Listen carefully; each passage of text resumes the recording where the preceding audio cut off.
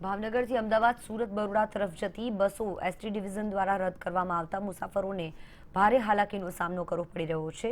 બીજી તરફ જોવા જઈએ તો આ અંગે એસટી ડિવિઝન દ્વારા પણ બસ બંધ કરવાનો નિર્ણય લેવાને લઈને એસટી ડિવિઝનને પણ નુકસાન પહોંચ્યું છે।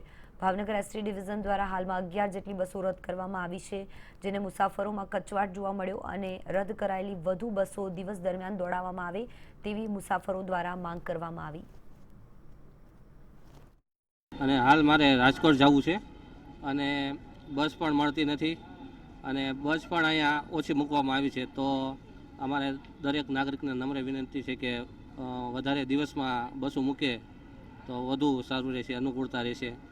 તો સરકારશ્રીને અમારી નમ્ર વિનંતી છે કે વધારે બસ મૂકે તો બધા ગ્રાહકોને અનુકૂળતા થાય। સિટીઝમાં ભાવનગર ડિવિઝનની જો વાત કરું તો કુલ 11 શેડ્યુલો હાલ બંધ રાખવામાં આવેલ છે। આમાં અમદાવાદની 9, બરોડાની 1 અને રાજકોટની 1 એવી રીતે શેડ્યુલ્સ બંધ છે।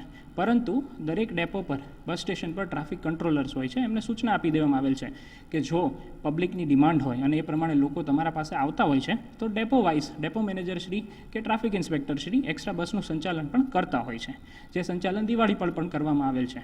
તો મુસાફર જનતાને જ્યારે બી બસની જરૂરિયાત હશે ત્યારે નિગમ ક્રૂની અને વાહનની અવેલેબિલિટીની પ્રમાણે વ્યવસ્થા કરી જ દેતું હોય છે। હાલ કોરોનાને લઈને રાજ્યના અમદાવાદ, સુરત, બરોડા, રાજકોટ સહિતના સિટીમાં જે રાત્રિના કર્ફ્યુ જારી કરવામાં આવ્યો છે, ત્યારે ખાસ જોવા જઈએ તો ભાવનગરના મુસાફરોને ખાસ એસટી માથે થઈને ખૂબ જ મુશ્કેલીનો સામનો કરવો પડી રહ્યો છે।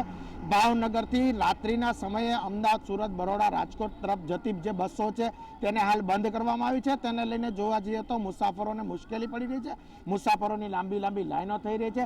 ત્યારે ખાસ જોવા જઈએ તો મુસાફરો દ્વારા એસટી તંત્ર પાસે માંગ કરવામાં આવી રહી છે કે જે બસો રાત્રિના સમયે બંધ કરી છે તેની જગ્યાએ દિવસના બીજી બસો વધારવામાં આવે।